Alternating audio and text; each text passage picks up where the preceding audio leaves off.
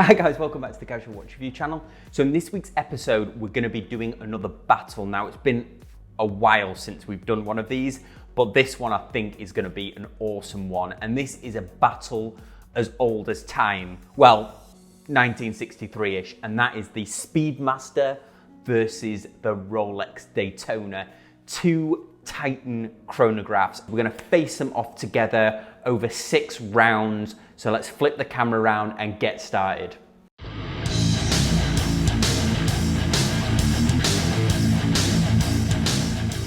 So let's look at our two contenders for this battle. In the red corner is my own beloved Omega Speedmaster. You've seen it on many videos. This is the 3572-50-00. And then in the blue corner, kindly lent into me by the guys at Bob's Watches, is this stunning Rolex Daytona. This is the 116500 LN. Now I'll be using these two for the comparison, but we'll be making lots of generalities around the models in general when we look at history and things like that. So let's get started with battling these two great watches together.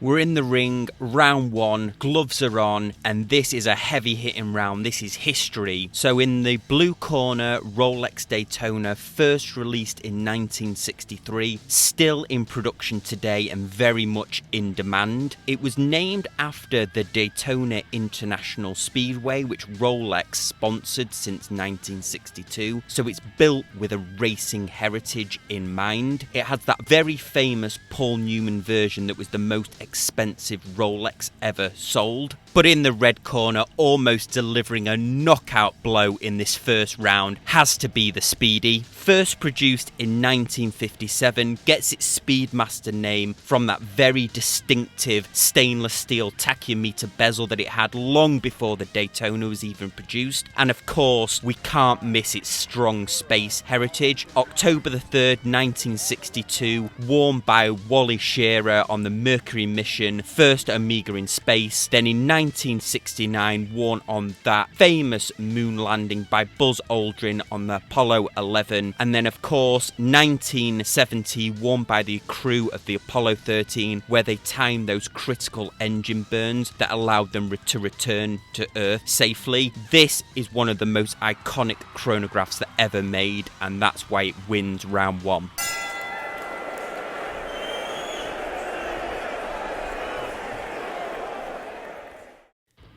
So back in the ring for round 2, and this is functionality. Now I've got to be fair here, I think straight off the bat I've got to give this to the Rolex. Why am I saying that? Well, for a start, it's got those screw down pushers, screw down crown. The screw down pushers stop you accidentally engaging or stopping the chronograph. You've got sapphire crystal on the Daytona as well, whereas my Speedy here just has the Hesalite, which is nice, but it does scratch easier.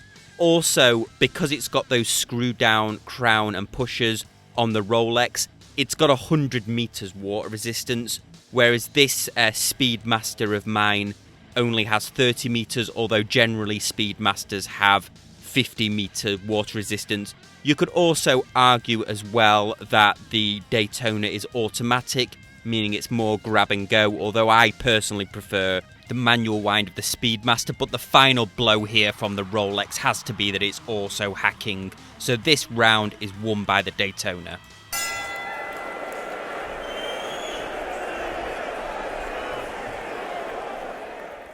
Round 3, and this is all about the design. Two racing chronographs, and again, I'm going to talk about these particular models because there's just too many limited edition versions of the Speedmaster to make a general assumption. So out of these two models, I think for design, the Speedmaster wins here. It looks like a precision instrument for measurement of time with those second track around the outside, those very legible white hands, very clear subdials. But the design of the Daytona is so refined, the use of other materials like white gold, the surround on the sub-dials. It's a beautiful looking watch, and that ceramic bezel as well, it's just a beautiful looking watch. But when I think of a chronograph watch, I think of the Speedmaster. You can imagine a race driver using this. You can imagine how the NASA astronauts use this as an instrument for their experiments on board the space shuttle. So for this round, I've got to give it to the Speedmaster. My personal preference is the design of the Speedmaster here.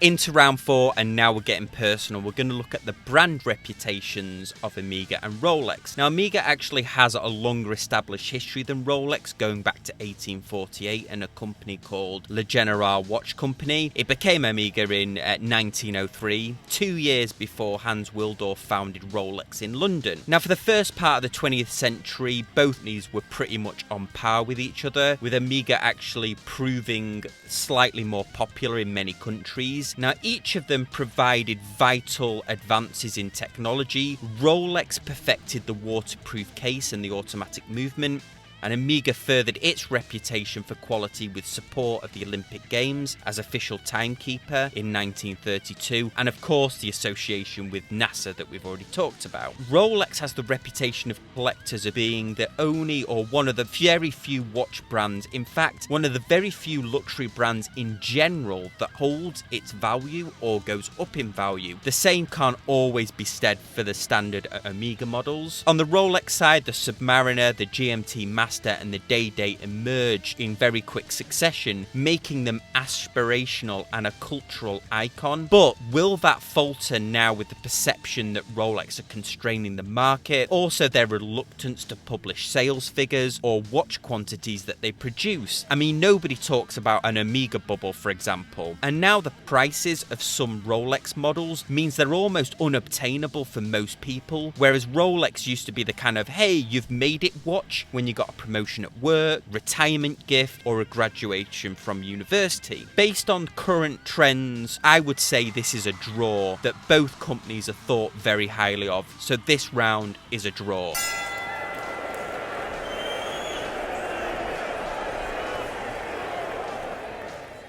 Round 5, and we're going to be trading some blows in this round. This is variations. So how many different variations or choice do you have in these watches? Last time I was at Bob's Watches, I managed to pick my 3 favourite Daytonas, but my favourite overall had to be this two-tone gold version with that navy blue dial. Currently in production, you've got 6 core main offerings of the Daytona. The steel version, the gold, the two-tone gold and steel. You've got rose gold, white gold, and then a platinum version. And then on the Omega side, you've got 10 core offerings, but then variations within that. You've got digital versions, limited edition versions, and it's fair to say that the number of limited edition versions there are of Speedmasters is in the tens instead of the few. Just this year alone, there's been 3 limited edition versions. There's been 2 for Apollo 11, the gold, and then the steel version, and then we had that New York Metropolitan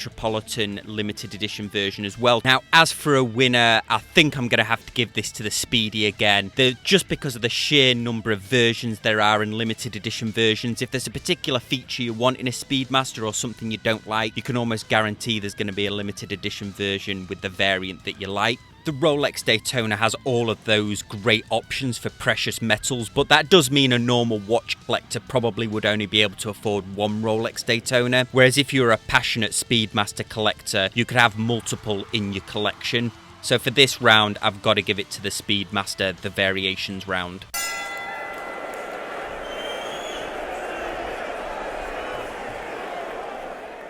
We're at the final round now, and this is cost versus value or cost versus investment. Goes without saying that the Rolex Daytona steel version is more valuable or costs more than the Speedmaster. The Speedmaster comes in at $5,350, whereas the Daytona's list price is $12,400. Now, the only problem here is that you're very likely to be able to get hold of a Speedmaster if you go into an Omega store. In fact, you might even be able to negotiate with them. But it's almost impossible currently to get a steel Daytona unless you have a very good relationship with the Rolex boutique. But if you just walk in off the street, you're going to be on a waiting list that may be a year, maybe 2 years. And what that means is the second-hand value of these Daytonas is just gone crazy. This Daytona that we're looking at here is currently for sale on Bob's Watch's website for $21,500. And believe it or not, that is below current market value. If you see on Chrono24 here, they're regularly going for in excess of $25,000. Now, you'd have to decide for yourself whether it's worth it. The Speedmaster will eventually go up in price, but it's likely to take a cost decrease. Or do you wait for that Daytona? My personal preference here is the Speedmaster, but I think in fairness, this round, it's probably going to have to go with the Daytona here, because even the steel version will go up in value. Sure, the Speedmaster limited edition versions like the Ultraman, which I recently reviewed on the channel, that's already going up in value. Or if you've got one of the Snoopy Speedmasters, they've gone up in value. But straight off the bat, for the standard versions, the Rolex Daytona is likely to go up in value, depending on how good a deal you got on it originally.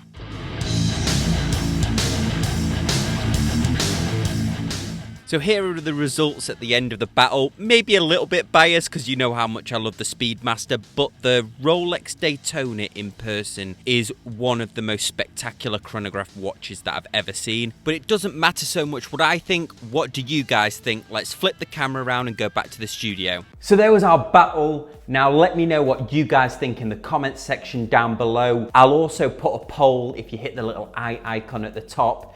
As always, I appreciate you watching. If you want to contact me directly, contact me on any of these social media links or directly at thecasualwatchreviewer@gmail.com. I've also got a new podcast that started as well, so link to that or search for me on iTunes. That's called Casual Watch Talk. As always, I appreciate you watching, and I'll see you next time on the Casual Watch Review channel. Thanks guys, bye.